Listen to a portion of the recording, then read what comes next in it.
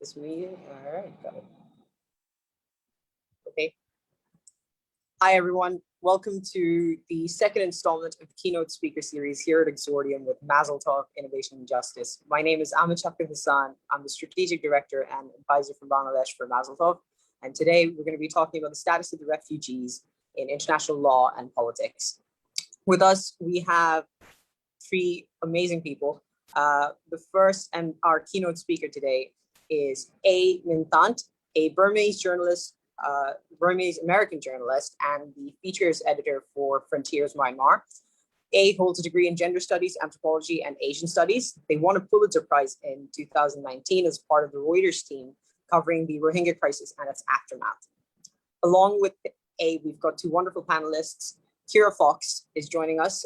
She is the research associate for the Simon Scott Center for the Prevention of Genocide, where she conducts research on strategies to prevent and mitigate contemporary mass atrocities with a focus on Cameroon and Myanmar.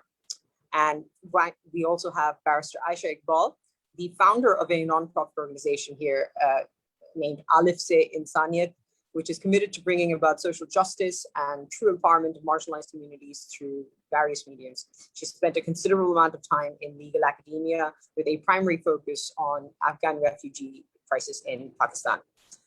With that away, a little bit of housekeeping for everyone who's watching us and everyone who's joining us on the Zoom.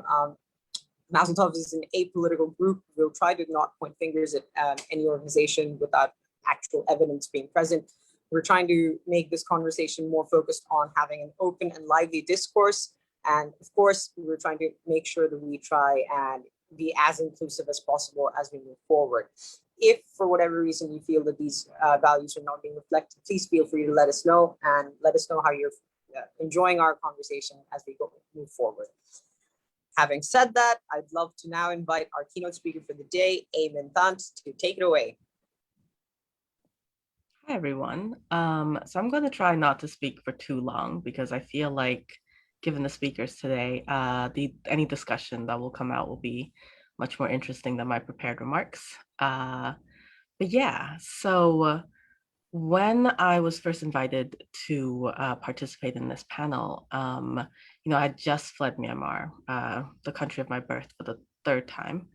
And because of the coup that had just happened and the way in which, dissidents, minorities, human rights defenders were sort of being prosecuted or persecuted in the country, I was also sort of getting very steeped into the process through which people become refugees. So, I myself was a refugee when I was younger. I guess, I don't know if you sort of ever stopped being a refugee, but, I have US citizenship now, and my life is much, much easier because of the sort of privileges that passport brings to me. But, I was quite young. And so now that I'm doing reporting on Myanmar, and now that I'm in contact with all of these people who, for whatever reason, are now in deep personal danger when it comes to the Myanmar regime, I find myself often writing letters of support, helping people navigate through this process of becoming legally recognized as refugees.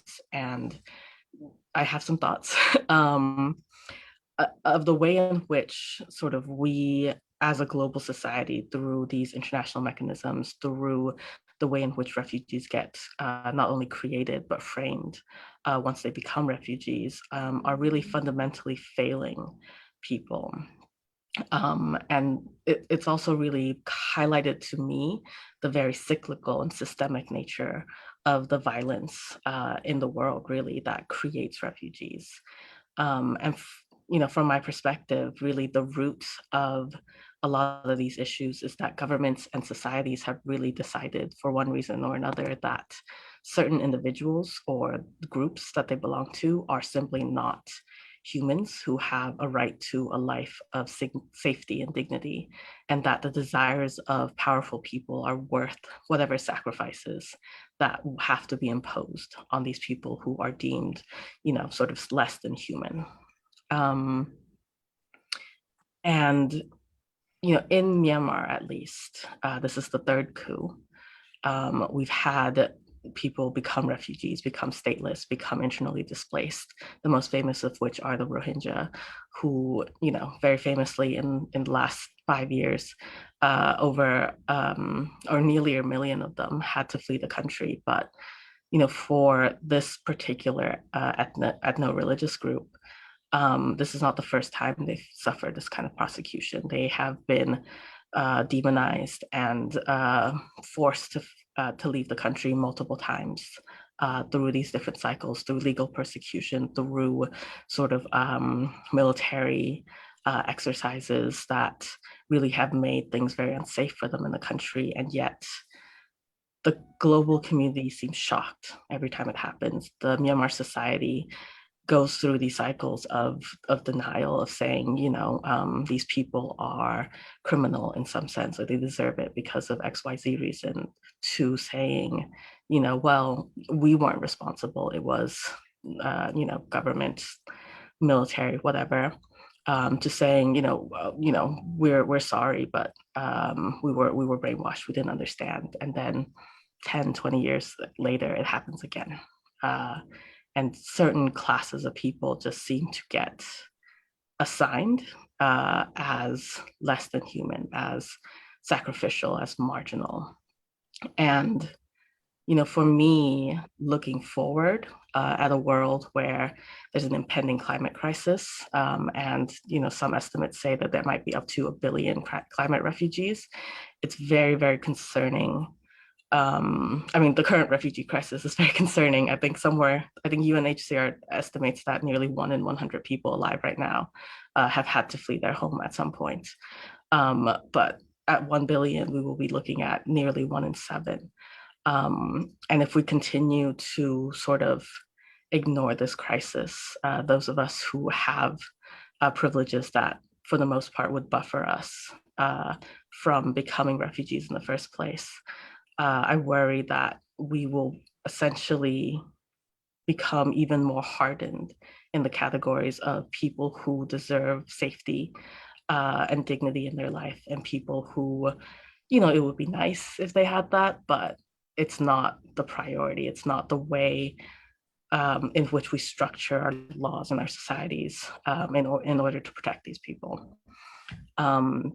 It's especially concerning when we see sort of borders being fortified around the world in a time when there are even more and more refugees that are being created through all manners of systematic violence, including economic oppression and sort of environmental racism.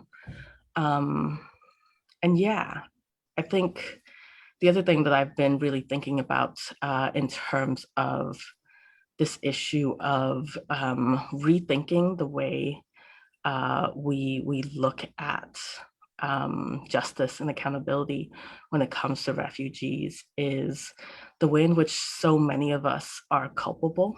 And so many of our governments are culpable in that, at least in the case of Myanmar, the world really embraced Myanmar's, supposed transition to democracy in the 2010s.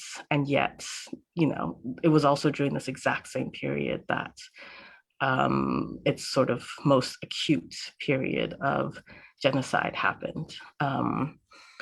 But all of this sort of foreign aid money came in, all of these investments came in, and Rohingya people, but also other ethnic and religious minorities that have been persecuted, were basically told that justice for them could be delayed and should be delayed for this greater good of, quote unquote democracy, a democracy that, at least for the Rohingya, who are largely stateless, they have no access to. And there was no real road to access that sort of justice.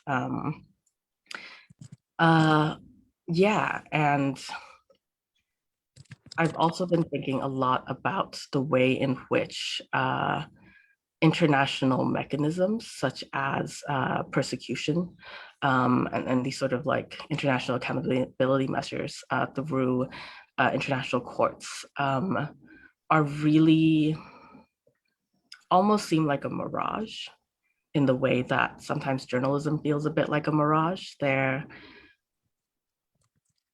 I think there is a belief, and I believe in this generally, but I question it often, that putting the truth out into to the world is justice in and of itself. Maybe it's not enough, but it's a form of justice.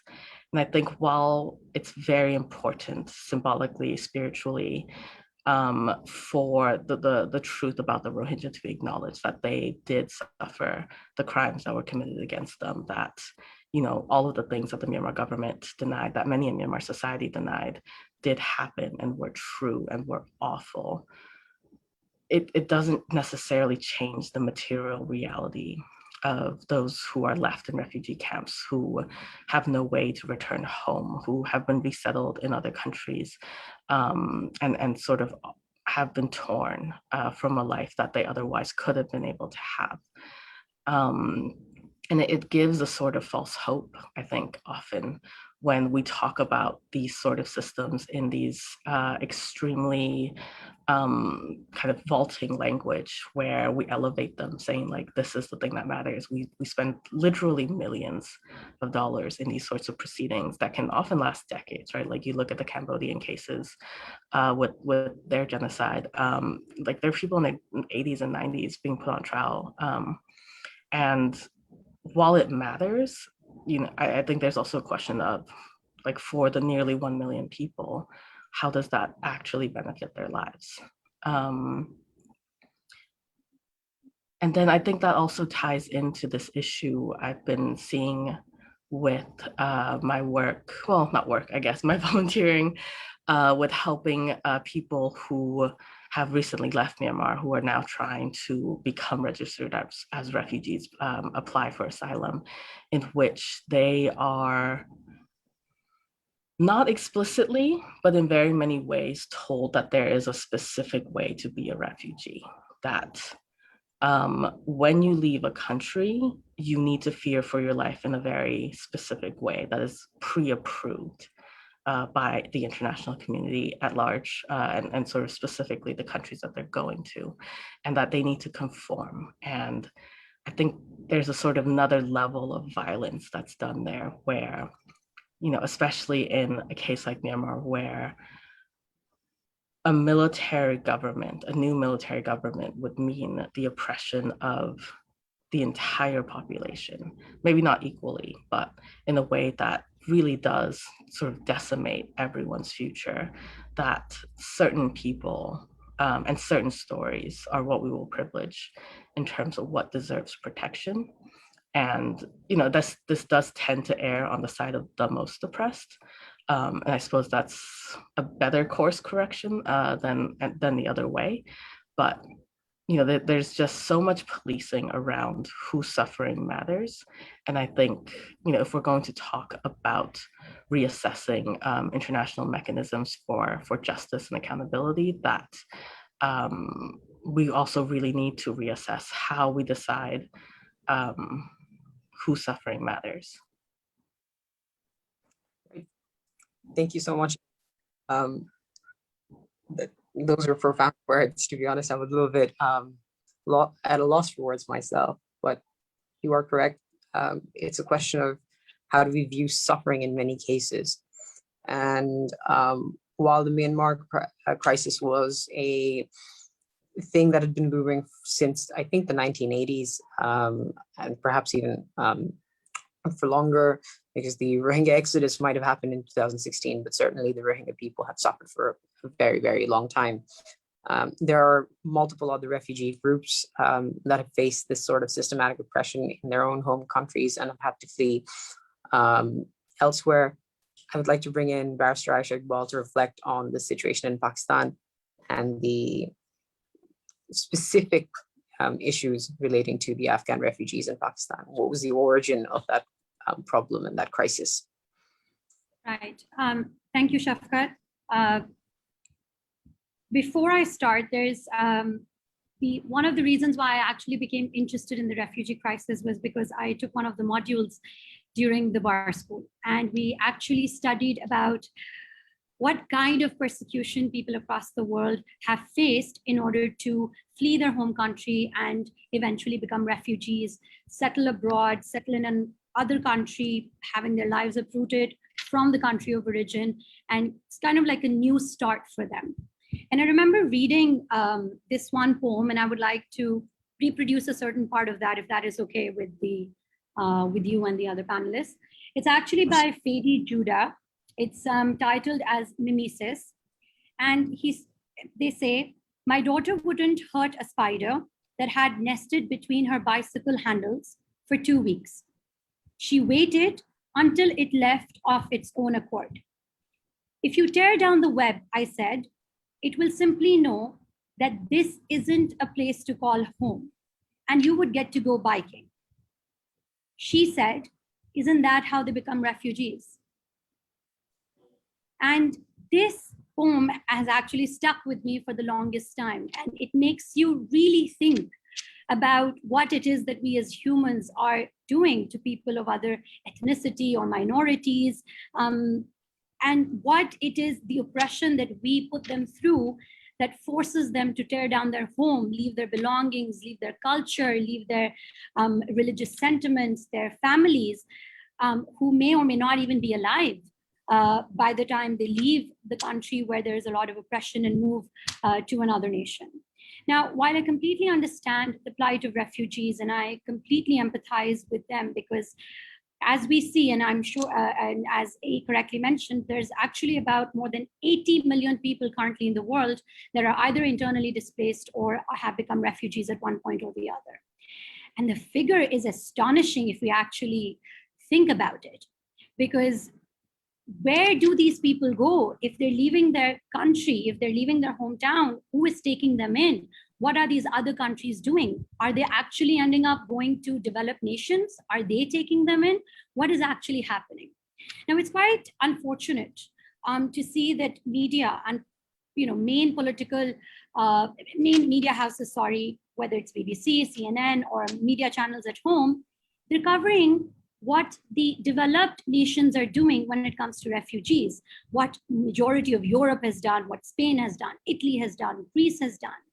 But what they fail to acknowledge is that 86% of refugees, world refugees, have actually been hosted by the global south, by the third world developing nations.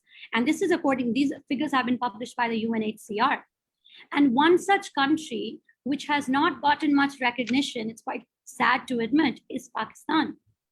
Since the Soviet invasion in Afghanistan back in late 1970s, followed by the US NATO-led invasion in late 1990s, the influx of refugees in Pakistan has tripled, would be a small word. It has gone up in huge numbers. At one point, Pakistan was hosting 5 million Afghan refugees in Pakistan. And I'm sure this is not a concealed fact that we are a struggling nation. We have our own challenges of socio-economic, political, security issues that we're dealing with, and we're trying to do the best that we can. And to add on top of that, I mean, a country with a population of roughly about 208 million people, to host, welcome, and to care for another 5 million refugees is a very, very challenging thing for a country that is already struggling. Now, we hear about developed nations turning away refugees almost on a daily basis. I mean, we don't even know what will happen after the Israel-Palestine conflict. I'm sure the numbers of refugees are going to cross probably 1 billion or more than that. But what is, like I said, what is upsetting to see is that countries like the Islamic Republic of Iran, Islamic Republic of Pakistan, even Turkey do not get the recognition of hosting and welcoming these refugees who have fled war-torn, conflict-laden countries.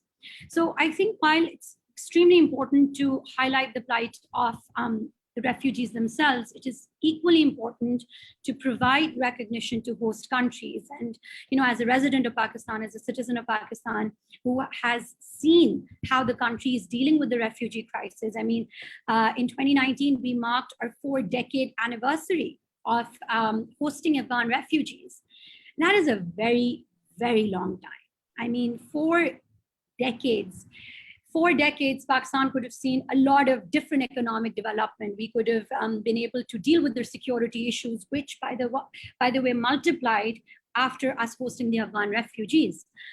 We have security issues. We have stunted economic growth.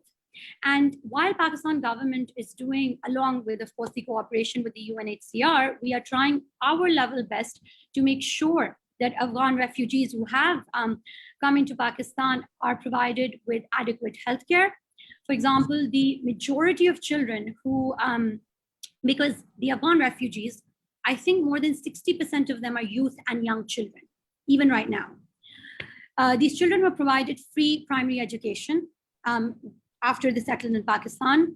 One of the largest tertiary hospitals, and currently the special advisor to the Prime Minister, Ms. Sania Nishtar, she was actually working in one of the largest tertiary hospitals set up in Khyber Pakhtunkhwa, the province that hosts majority of the Afghan refugees. And in her own account, she mentions that not a single person was denied healthcare at that point in time. I'm talking about more than 30 years ago, when our own hospitals were not well equipped, when our own hospitals were not properly developed. She said not a single person was categorized as an Afghan refugee. We did not use the word refugee. We did not have them waiting in lines. If they had an issue, we would deal with them as we would, like, as if it was our own Pakistani citizen. So apart from providing adequate access to healthcare, to free education, recently, Pakistan has also allowed refugees to open up bank accounts. Now, this may seem like a very small step for perhaps developed countries who may think that this is not an issue at all, but it is a big issue for Pakistan because we still have 3 million refugees in Pakistan at the moment. Half of them are undocumented. We don't know where they are. The unmonitored border between Afghanistan and Pakistan, which roughly comes up to about 2,500 kilometers, we don't know how many people are coming. And the reason why that is because we ourselves are underfunded. We ourselves lack resources. The resources that we should be using on ourselves, we are using it on refugees. And I mean, of course, I mean, by no means, or by, I'm not trying to say at all that they don't deserve the rights. Of course they do. But it's important to acknowledge the challenges that host countries are facing without proper international support. Even the UN Secretary General last year in 2020, when we were hosted the 40 Years of Solidarity Conference, the Refugee Summit in Islamabad, Pakistan, even he said that Pakistan is sharing the burden and the international communities are doing nothing or are doing minimal to help shoulder that burden for Pakistan and Iran. So in the absence of international support, and I'm not just talking about funding, of course, funding helps, but there are other ways the international communities can support host countries. We're not seeing that. And it affects not just the refugees in the country, it also affects the image of the country worldwide. I mean, people can go around saying that Pakistan is not doing enough to host refugees, but if you're in the field and if you come to the country and you go to provinces such as Balochistan and Khyber Pakhtunkhwa, you are going to see that we have not put refugees in camps as was the earlier case. They're allowed to work freely, they're allowed to move freely, they're allowed to set up their own businesses. The promise for citizenship was made back in 2018. But due to resistance from certain communities, the promise was not fulfilled by the current Prime Minister. However, he may not have fulfilled the promise, but the Afghan refugees are doing much, much better than what the initial situation was some 30 years ago. Like I said, they are not targeted. The police is not hounding them if they have the proof of registration, which the Pakistan government continues to encourage Afghan refugees to come and register themselves. Because how else is the government supposed to know that we have Afghan refugees working in this sector? We have Afghan refugees settled in this part of the city. I mean, I'll just give you one small example. I mean, I'm from Karachi, and Karachi is probably the furthest away from the province which hosts most of the Afghan refugees, which is Khyber Pakhtunkhwa, KPK as a short form. And there are communities, there are areas in Karachi, if you go to, I, as a resident of this city, I'm going to feel alien in those areas because they're so dominated by Afghan refugees. And it's wonderful to see that. You know, they're struggling, they're working hard, they're making ends meet. They've set up carpet businesses, they've set up, handcraft jewelry, which is one of the most beautiful jewelry you'll ever see. So what I'm trying to say is that we see that the host countries are going above and beyond to support the refugees in the countries.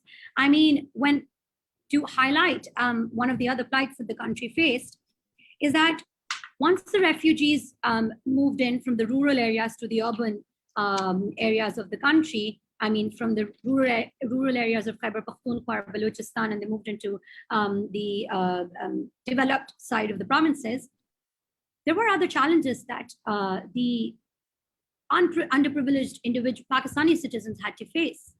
I mean, we already have shortage of clean drinking water. We already have shortage of adequate healthcare. So obviously, if you have more supply and there are, lack of resources to fulfill or meet those demands, there is going to be a problem. There is going to be a crisis. There were certain people who were even more poorer than the Afghan refugees that came to Pakistan. So, and obviously they have to make ends meet. The Afghan refugees provide excess supply of labor, which means that the cost, the salary or the remuneration of labor goes down when, of course, you have more in the market. And that in turn increased unemployment. So these are these challenges. It increased transport costs, it increased other issues. So like I said, it's integral for the international communities to support nations like Pakistan, support nations like Turkey, support nations like Iran, who are bending over backwards to support these refugees because we understand their plight. And it's unfortunate, but the recent events, I mean, take the pandemic, for example, or even the decision of the US to withdraw forces from Afghanistan. I mean, President Biden's statement that we will do that before September 2021. I mean, we can foresee that this is going to create a fresh crisis for refugees, not just in Pakistan, but also in other countries who are already overburdened. The droughts in Afghanistan, the increasing gender-based violence, the internal displacement, all of that is going to trigger another refugee crisis. And honestly, at this stage, I do not believe that Pakistan is based because of the pandemic as well, is in the right position to be able to host more refugees. I'll just comment on one last thing, and I'll hand over the floor. In 2021, because after the voluntary repatriation was started by the UNHCR in collaboration with the government of Pakistan, we did see large numbers of refugees returning back to Afghanistan. The number was, I believe, somewhere in about 1 million. But as of 2021, I believe less than 400 people repatriated back to Afghanistan. And this was after the monetary incentive was not put forward by the government of Pakistan. It is imperative to mention that it was actually put forward by the UNHCR. There was monetary incentive for them to return. However, the Afghan refugees did not choose to take that monetary incentive because they know that if they return, they don't have green pastures waiting for them, which is quite sad because Afghanistan has developed, perhaps at a very slow pace, but it has developed in the last few years. Wealthy expats have returned back to Afghanistan. We see that the agricultural industry is modernizing, which is allowing Afghanistan to create better employment opportunities. We see that there is a lot of international funding that is also being given to Afghanistan. Despite that, we don't really see a positive approach taken by the Afghani government to welcome back the refugees that are being hosted by countries such as Iran and Pakistan, which is very unfortunate because it is their home country and they should have a way to go back should they decide to. Thank you, Asha. Yeah, a lot of the problems that you do mention is somewhat ubiquitous, I think, in a plethora of different sorts of crises. It's certainly the case here in Bangladesh. We've managed to take on over 1.1 million Rohingya refugees. We ourselves are not entirely sure as to whether our own economy is good enough, but we've taken them on in the hopes that we would be able to provide them humanitarian aid. And as the years move on, it's harder and harder to now conceive a plan for repatriation, although talks are underway. It is also equally true that these individuals are being forced to once again compete for resources with the host community who don't always necessarily see them as one of their own. And again, while the government of Bangladesh is, and I'm pretty sure this is also the case with Pakistan in many cases, there's always this being stuck between a rock and a hard place, where on one hand, you want to do as much as you can for these individuals, but there's also this necessity to keep applying pressure on the country of origin to take them back and provide some sort of safe haven there. Find a way for meaningful repatriation, as opposed to just repatriation for the sake of it. Well, before we move on to all of these conversations, I believe that with this new wave of refugees, as both you mentioned, because of the upcoming struggles in Afghanistan as a result of the withdrawal of the US troops, or with what A mentions, there being so many new individuals who will be displaced as a result of the climate crisis. And again, this has nothing to do with international politics, but entirely to do with just literally the world melting down. There is a need for humane view on these issues. But at the same time as we look at that, there's also the fear that the world tends to be more and more polarized, and there are fears as to how newer versions of atrocities would come across. And on that note, I'd love to invite Kira to give us a little bit of her input as to when you mentioned that you are now currently studying different contemporary atrocities or the possibilities of such. What do they look like? What should we be looking out for? Thanks, Shafqat, and thanks to all the other panelists. It's really an honor to be speaking with you today. Maybe I can just give a little bit of background. I work at the U.S. Holocaust Memorial Museum, and within the museum, we have a Center for the Prevention of Genocide. And so in this center, we study how contemporary mass atrocities function, and more importantly, we study tools and strategies to prevent mass atrocities. And that that mission is born out of the legacy of the Holocaust and the legacy of many genocides and mass atrocities that have followed. And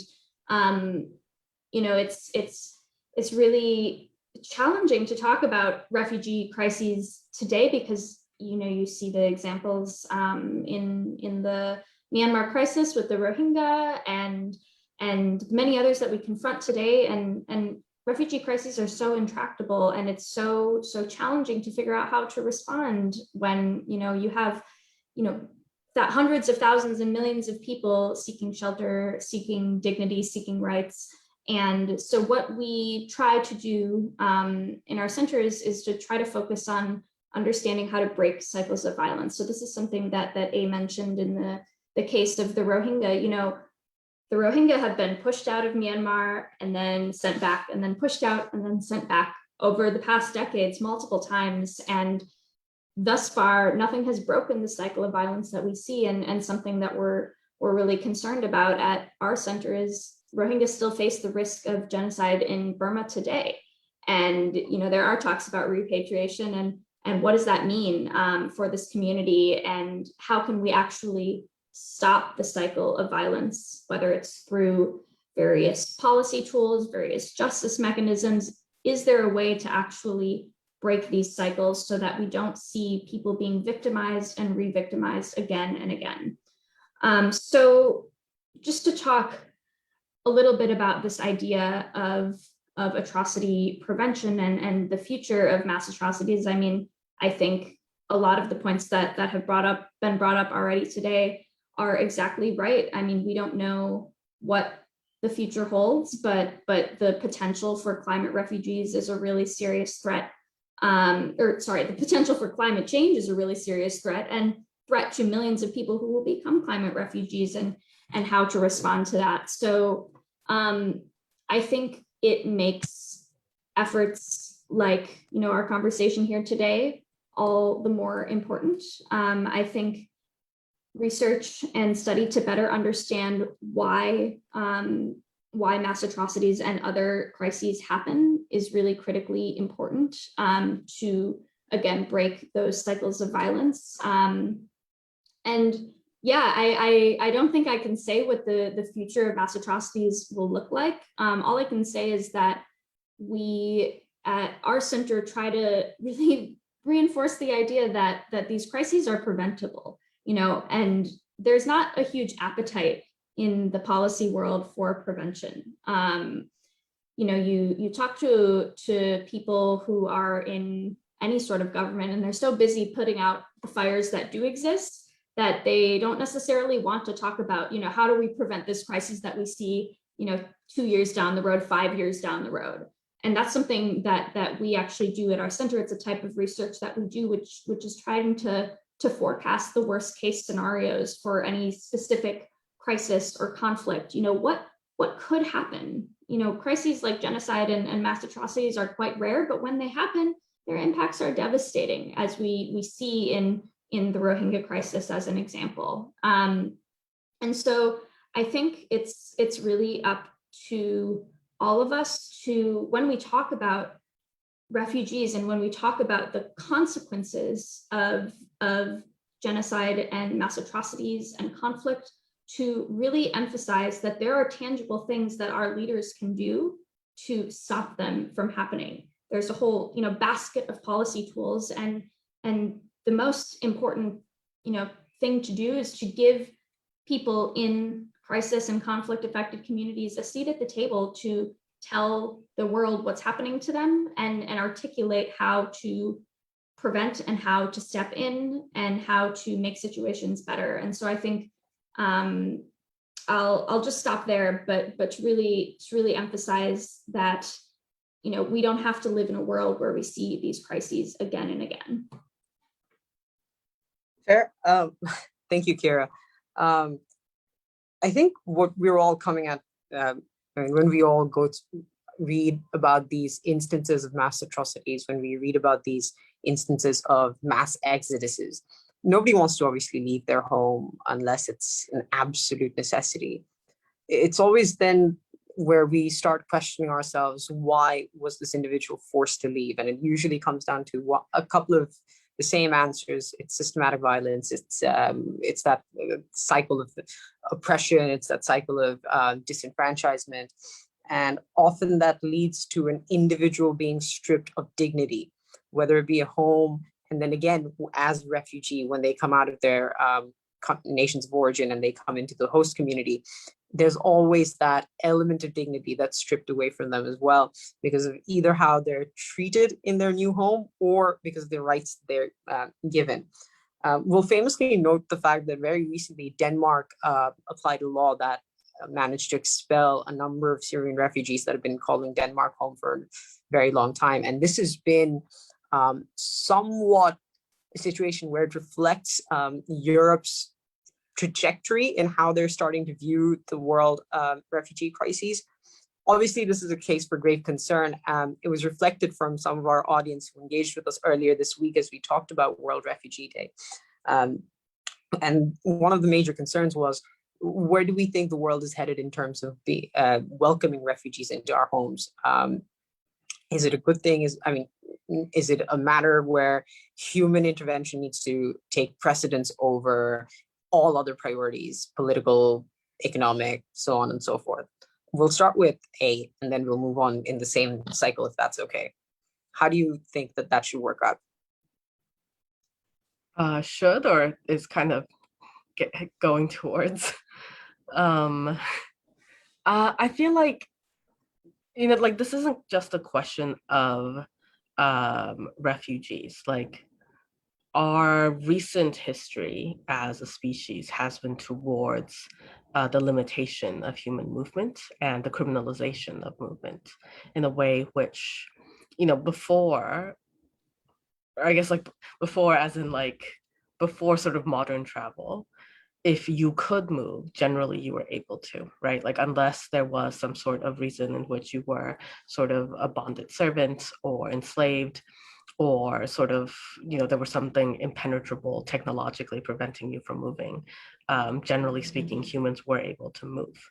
And we've, as nation states have developed, as we've created borders that have become harder and more real, as we've introduced all forms of legal mechanisms to track and control movement, we've very over the last 200 or so years, moved toward a situation where movement was generally free as long as you had the technology to. Movement was free if you had the sort of economic ability to move, to now movement is highly, highly restricted for the majority of the world unless you are part of a very privileged class of people.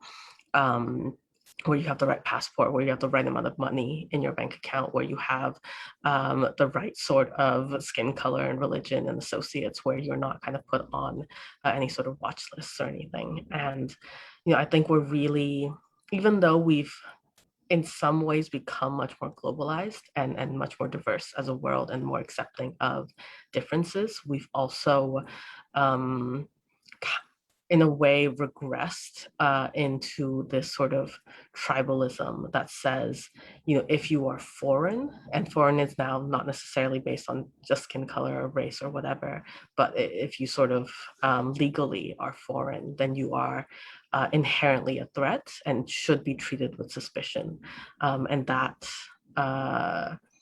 especially in moments of intense crisis, cost people their lives. And I worry that that is the general trajectory. And we will, even if movement is not entirely restricted globally, we will get into a situation where massive delays cost huge amounts of loss of human life that were otherwise preventable.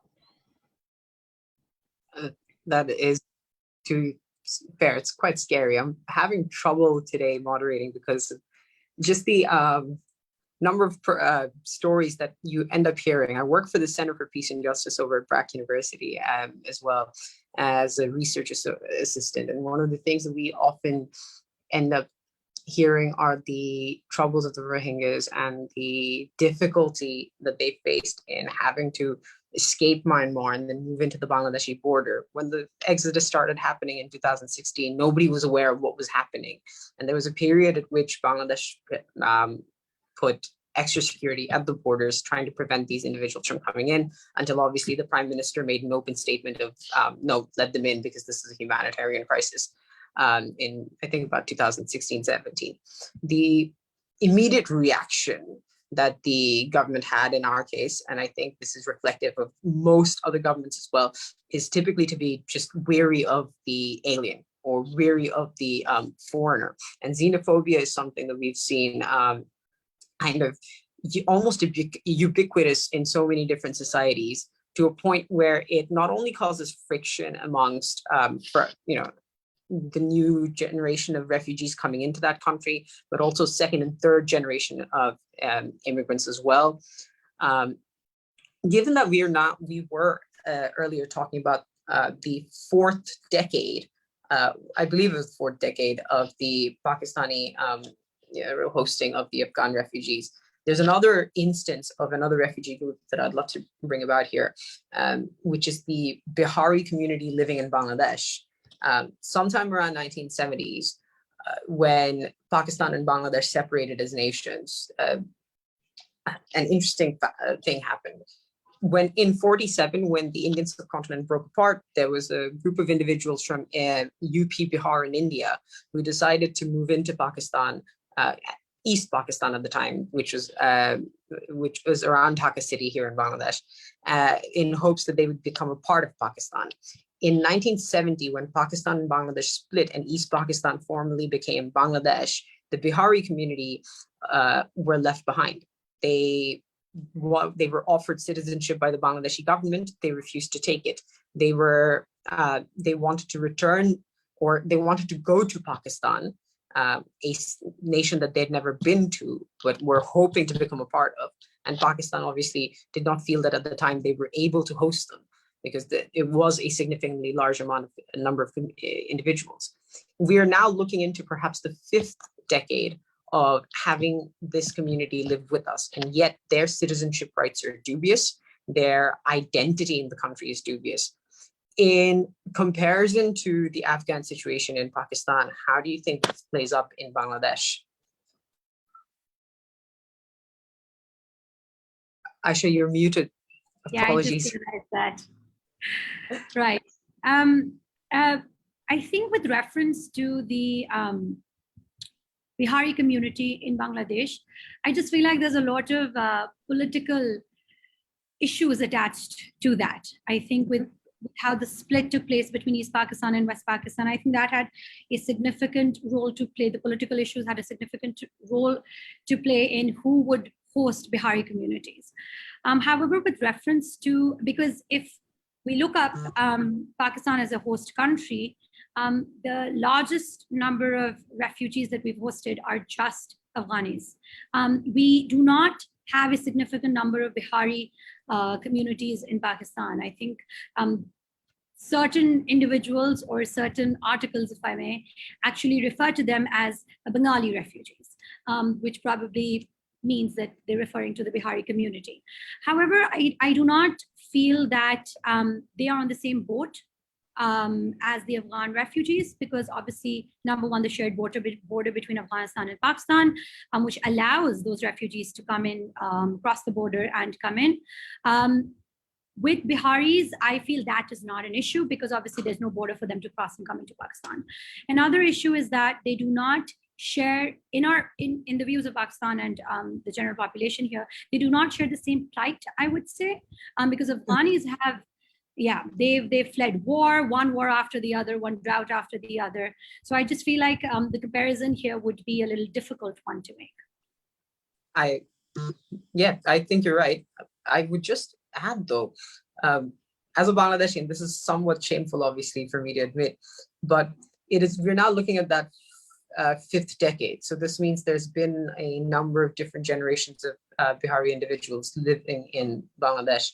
And while we have been unable to get them to accept our citizenship, it's also been difficult to actually provide them with any of these rights. Because again, we spoke earlier about how Bangladesh has actively tried to make that balance between, oh, we can't necessarily host them, is there any way that we can still provide them with certain access to education or some form of rights? But we're now looking at perhaps, I think, third or fourth generation of these migrants or these individuals who not only refuse to take up a Bangladeshi citizenship in many cases, which disables us from actually being able to host them properly, but also refuse to assimilate into or become a part of the Bangladeshi citizenry. I remember speaking about how dignity is stripped away from an individual in a manner where they come to a new country and they're expected to be refugees in a certain way. And I recognize these individuals aren't exactly refugees and that they've fled conflict. But I imagine that given the structural problems of 1947 first, and then again 1971, there are many ways in which they could be termed as either refugees or as individuals who have escaped persecution or have escaped some degree of problems, and even till date are now being subjected to some form of systematic disenfranchisement. Do you think that might be a bit of a stretch or something that that the world now needs to respond to? I think it's collectively time that everyone started talking about this again. Right. I do feel that, first of all, Bangladesh has been kind enough to actually offer citizenship to the Bihari community. And that is a lot more than I can say for Pakistan, because despite the promise of citizenship made in 2018, we have not seen that for Afghan refugees. Instead, what Pakistan did was that they offered them a identification card, which is on the same line as that of a Pakistani national, which is known as the National Identity Card. And there's, I think, apart from probably the birthplace of the parents of these Afghan refugees, there's nothing else that is different on the card, because even the chip is exactly the same, the one that they use for citizens and the one that they use for the Afghan refugees. So in terms of that, I do feel that Bangladesh has shouldered a huge burden if we talk about the Bihari community, and has gone out of its way to host them. And the fact that they're attempting to do it, even though they are being met with resistance from the community, just goes on and says quite a lot about the compassion that the country has for humanitarian causes. So yeah, you're absolutely right, Shafkat. The world needs to recognize them. Pakistan needs to recognize them as refugees who have been subjected to, let's say, oppression and persecution at one point in time. And they are displaced. It's not like they aren't. They don't have a place to call home. They're pretty much stateless. So you're right. This is something that we definitely should work towards. And as someone who is looking into the refugee crisis, this would definitely be something that I would raise at the table next time the committee meets. No, at the same time, I think equally we need to be doing better on our end as well. And again, we're now facing another influx of refugees, with the Rohingya crisis being a factor here. What I think is also becoming more and more evident is a dwindling of support from the international community for a number of responses that these nations could actually make. You mentioned earlier how third world nations, global south, have been the ones to host the vast majority of these individuals. And that doesn't come cheap. I don't mean to monetize or turn this into a question of monetary issues, but it certainly doesn't come cheap. And in a world where these nations are struggling to obviously keep up with their own resources and feed their own people, there often is that probability of a spark being lit where the host community and the incoming refugee community end up in a conflict or in some sort of lack of social cohesion. I'd love to hear from Kira as to whether she believes, or whether her research has led her to believe, that there might be some semblance of newer versions of atrocities coming up from that lack of social cohesion. That's a really interesting question. I don't know if I can say. I mean, I think, well, it's that's a very difficult question. I think the most important thing to understand when it comes to trying to predict mass atrocities, which are a difficult thing to predict, is that you have to keep an eye out for early warning signs, and that there are kind of structural root causes of mass atrocities. And there are certain conditions that we see in different places across the world that precede mass atrocities. And then there can also be, as you say, like a trigger or a spark. And one of the classic ones that I think you could all kind of guess is the idea of dehumanization of a group of people. Construing a certain group of people as the other and as not deserving of the same rights, the same dignity, not deserving of the same kind of status and recognition as another group of people. And we saw this. That there are scary parallels when you think about the Holocaust, which is obviously the institution that I come from. How Nazi Germany slowly stripped away the citizenship, the dignity, the rights, basic rights, freedom of movement, freedom to marry, etc., from the Jewish people. And we saw the same warning signs when it came to the Rohingya in Burma in the decades before 2017. And there were plenty of people warning about this and observing these warning signs. There's a whole community of scholars, of practitioners, of community leaders who were kind of waving their hands and say, hey, we all need to pay attention to this. So I think we should be looking at any situation where there's potential for this, for example, this risk factor. And so if I were to see signs in Cox's Bazar of media coming out that were, calling refugees by certain names, using a certain type of language to describe them in the way that kind of we've seen it in past cases of mass atrocities, that would be a red flag. That would be a worrying sign. That's why social cohesion programs like yours, Shafqat, that you work on are so important to build understanding across groups. I think, the case of Bangladesh is a really powerful case because, when I've spoken to various people in Bangladesh, they've talked about their own history of mass atrocities and how it has inspired them to take in the Rohingya. And those are the stories and those are the narratives that we need to be building on. And it's true, there is a astounding lack of resources for the host communities and for the Rohingya themselves. And, I can't speak to that and I can't solve that problem with a few words. Obviously, it's bigger than any of us, but I think that really kind of ground level, community level work is super important. And, recognizing the community leaders who are pioneering that work in the most difficult of circumstances on both sides, in the camps, behind the fences, and in the community is really important.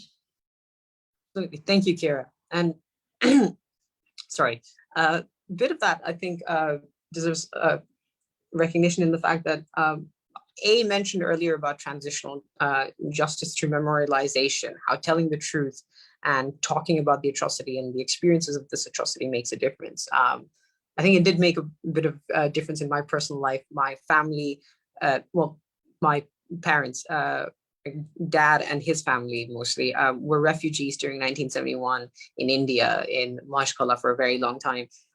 Throughout the period of the war, as my grandfather went into war and was leading war efforts or the liberation efforts in 1971, they lived in refugee camps in India for about a couple of months before they got to come back. And it is at that time where they obviously developed very strong attachments towards the story and the narrative of 1971. And I see today how being able to tell a lot of those stories helps bring cathartic,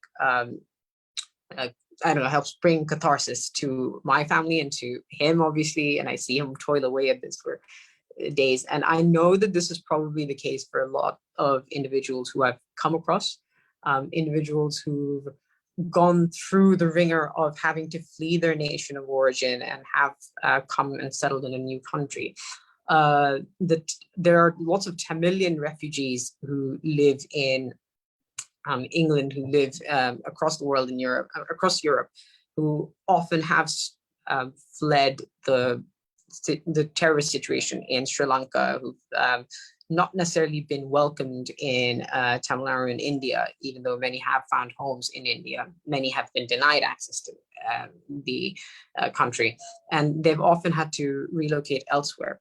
When it comes to then engaging with a community who you don't have a lot of cultural, ethnic, or religious similarities with, in case of these refugees, when there's a language barrier, how do you ensure that storytelling process works out? And I'll ask A this question as being the more recognized writer amongst us all.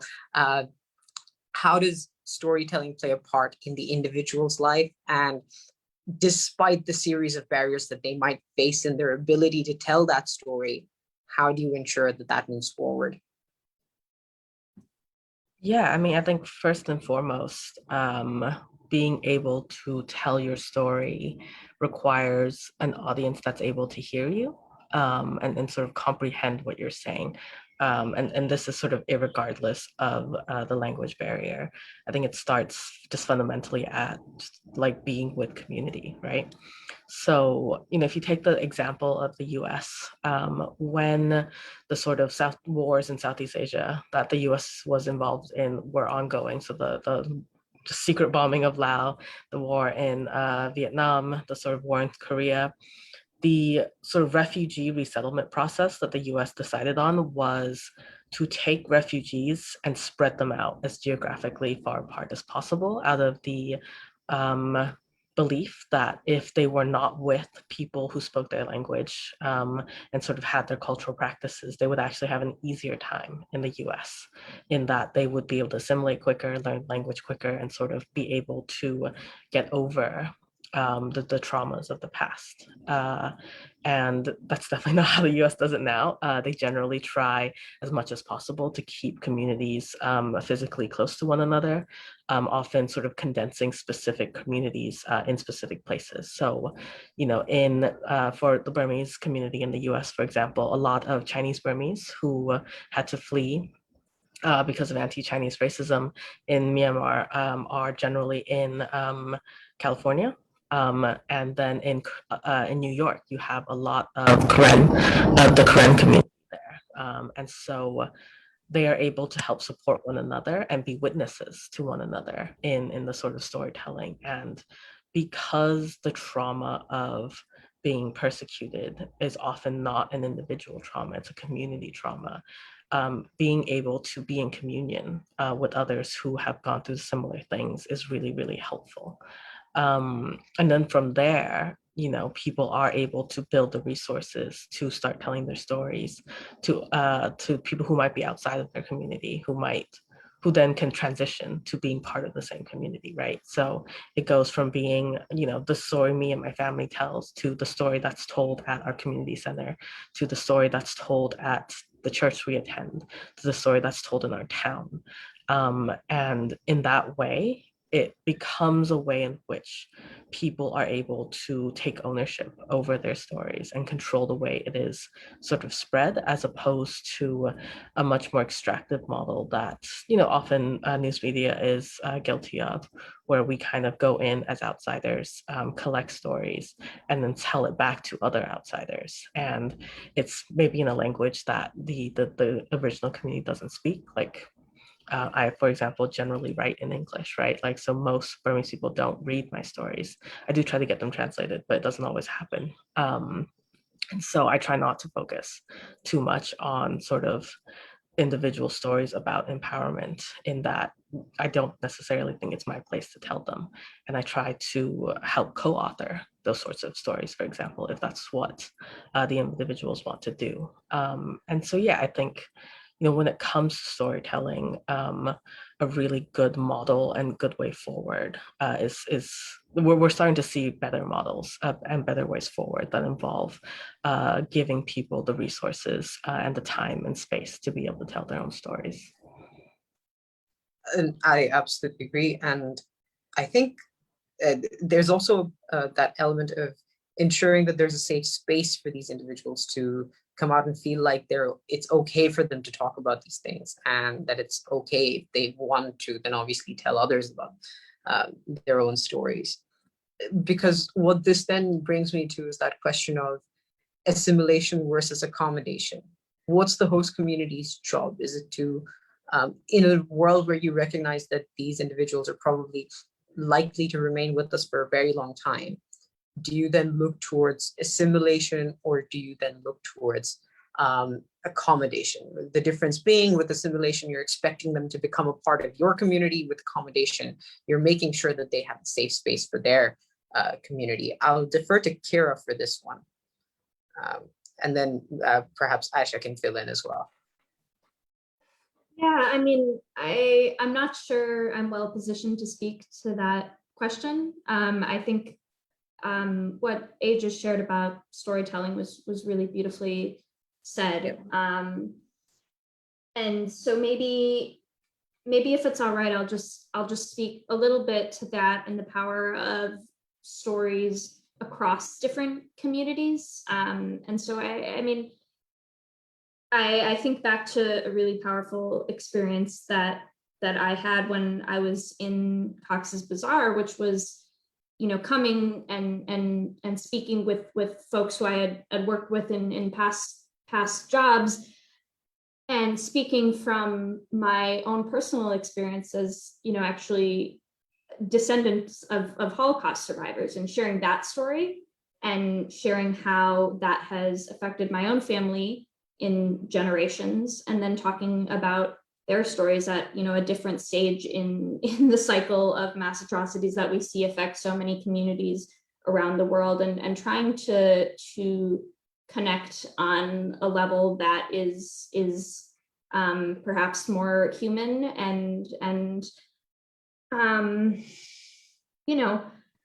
reminds us that well, I don't want to get too cheesy, but I think telling these stories across communities and thinking from even a policy perspective, which is these days what I focus most on, to be able to pull those stories out and weave a narrative and kind of share how these experiences across the world can have these ripple-on effects. I mean, we see the trauma of mass atrocities passed on for generations, and how can we address that as a global community? And earlier, Shafqat, you talked about this growing indifference in the international community.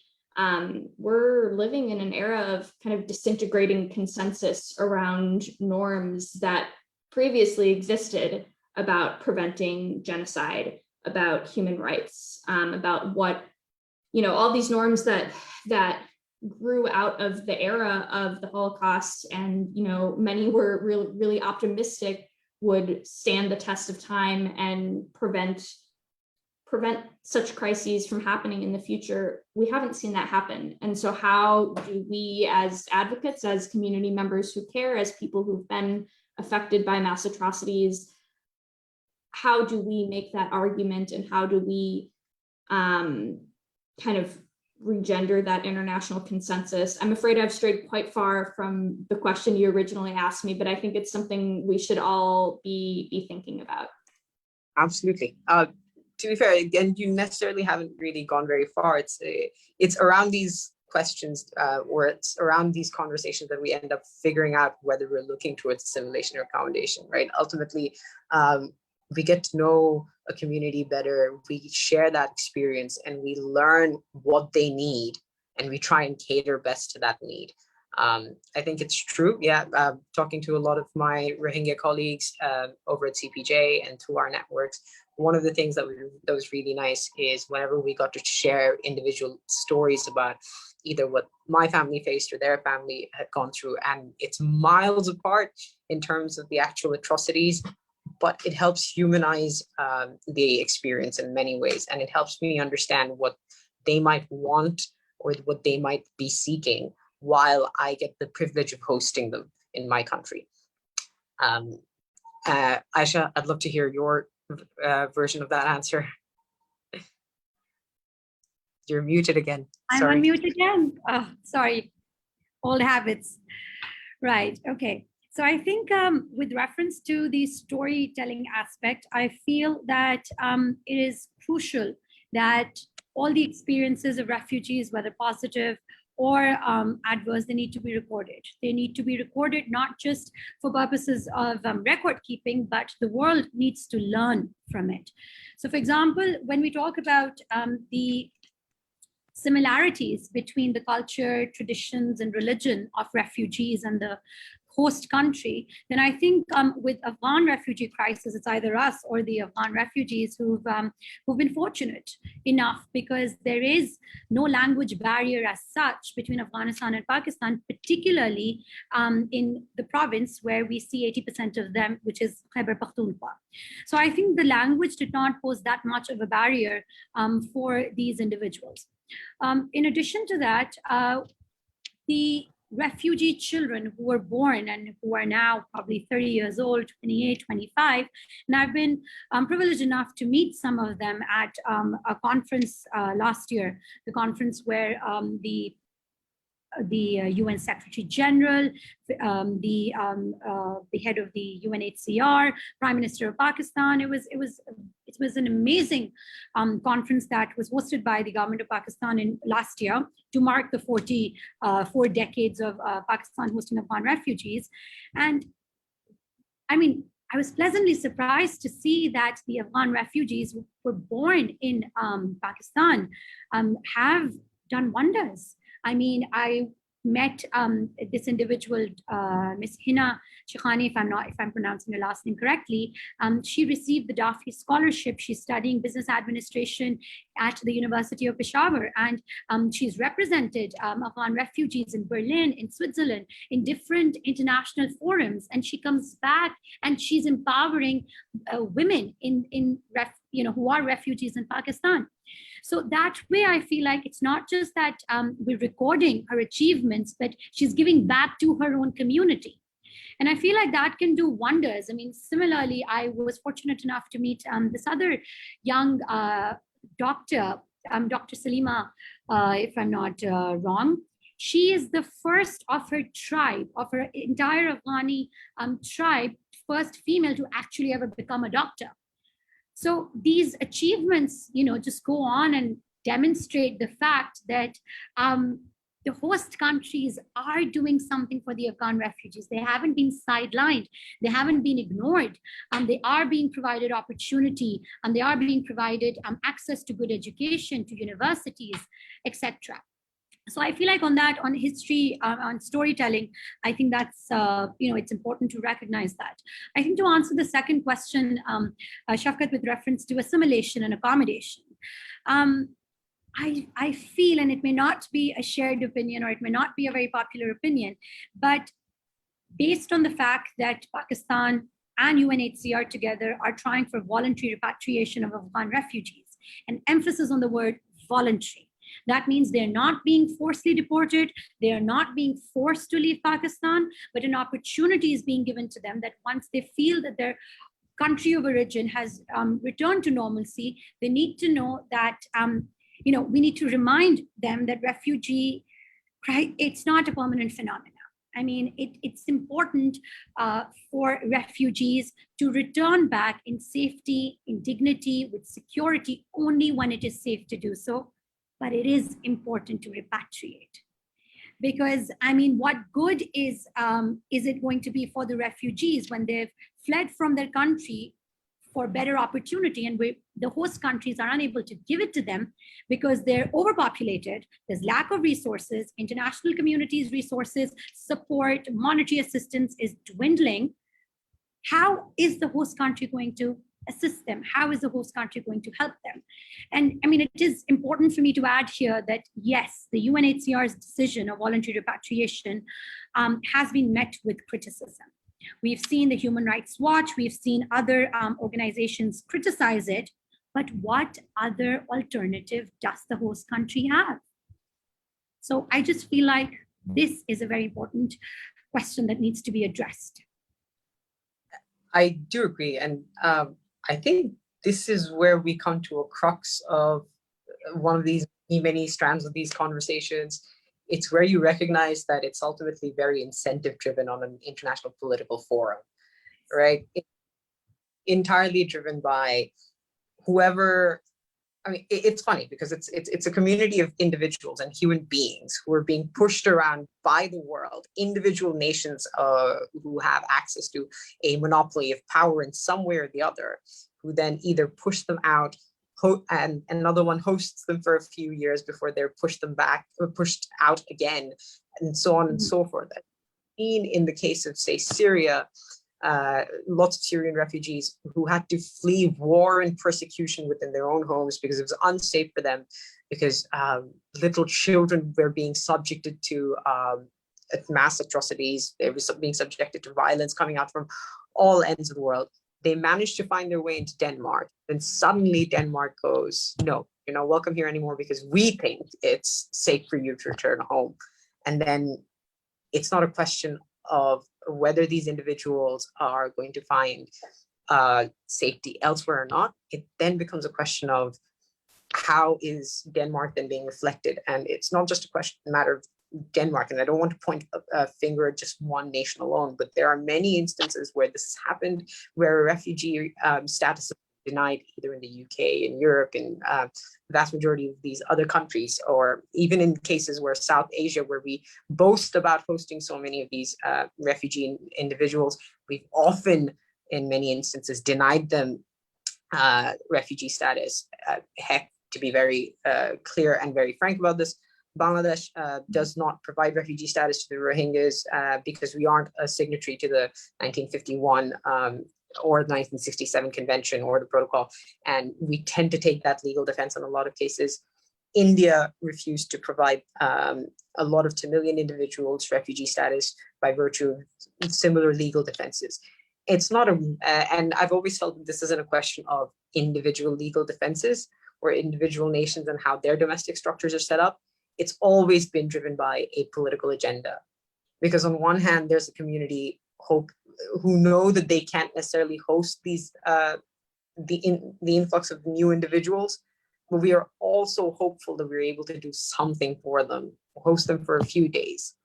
And then there's the whole question of what happens when it's a transgenerational problem, when you've got first generation migrations and then second generation of immigrants who've never probably seen Afghanistan, who've probably been to Myanmar or the Rakhine state, who were born in Bangladesh, who need access to education in order to move forward. But it's difficult for nations like ours to obviously then extend a lot of these rights without taking away the pressure on the country of origin to do better, which has been obviously the crux of that discussion. And I'm sorry, I tend to go on a bit of a rant every time this happens because it's so frustrating just to see individuals suffering the way that they are and not being able to do very much about it.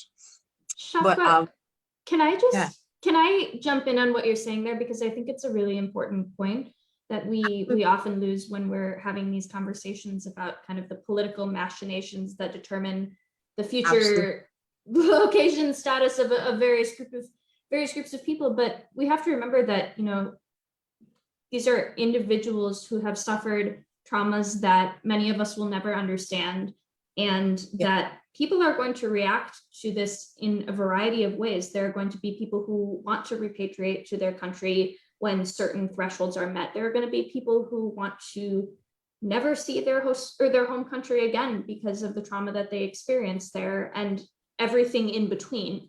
And so I think it's really challenging when we hear discourse today about, you know, oh, you know, this is just my personal view, but, you know, a certain refugee became this doctor and did these amazing things. Well, what about, you know, people who just want to be people and live with basic human dignity and, you know, and be able to practice their own religion, their own culture in peace, and that's it. And so I think it's just important to exactly what you were saying, to really remember and bring this down to the human level, even as we're grappling with the bigger geopolitical implications of the many challenges that come with dealing with these problems. I think somewhere between trying to figure out what rights to give them, what resources to provide for these communities, and between trying to figure out who do we shake hands with in order to A, get resources, and B, help them repatriate. We forget the fact that we're still dealing with human beings, and dignity often is the first thing that is stripped away from that conversation. And along with that comes this specter of apathy where different global entities or international entities just seem to not care apart from what the bottom line is. Even in a vast majority of reflections by international agencies, it's always going to be, X number of refugees were saved, X number of people were killed, or X number of individuals were given rations on this day and that day. But that's not enough. X isn't a number. It's X number of people aren't an accurate or adequate representation in any way. These are human beings. All of them had names. All of them had stories to tell. All of them had families and something or the other that could have left their own legacy. We denied them that ability when the world collectively acquiesced to the atrocity that was inflicted upon them, and when the world collectively failed to protect them from what was coming or what is to now come. And on that very solemn note, I recognize that we're out of time. I wanted to thank all of you for taking time out and joining in this conversation, which has now left me in a very sad state. But I believe that these conversations obviously help. And I can't thank you all enough, especially for taking out the time and being our keynote speaker today, Aisha and Kira, for coming out and joining us as guest speakers. I get the privilege of working with refugees on every other day, being part of Prague University Center for this, but even despite that, I believe that the work you guys are doing are very significant. And sorry, I'm losing my train of thought here, but genuinely, I can't thank you enough for the work that you put out there. And I'm pretty sure that there are many who feel the same way. As long as we're all fighting for the right messages, it can't be stretched enough. There needs to be more advocates out there for this cause. So thank you for doing everything you can. Thank you for joining us on this conversation. And on that note, everyone and all our viewers at home, thank you for joining us for this discussion today. Mazel Tov will definitely be pulling out more of these conversations as we move forward. And we hope to see you again. Thank you very much and goodbye.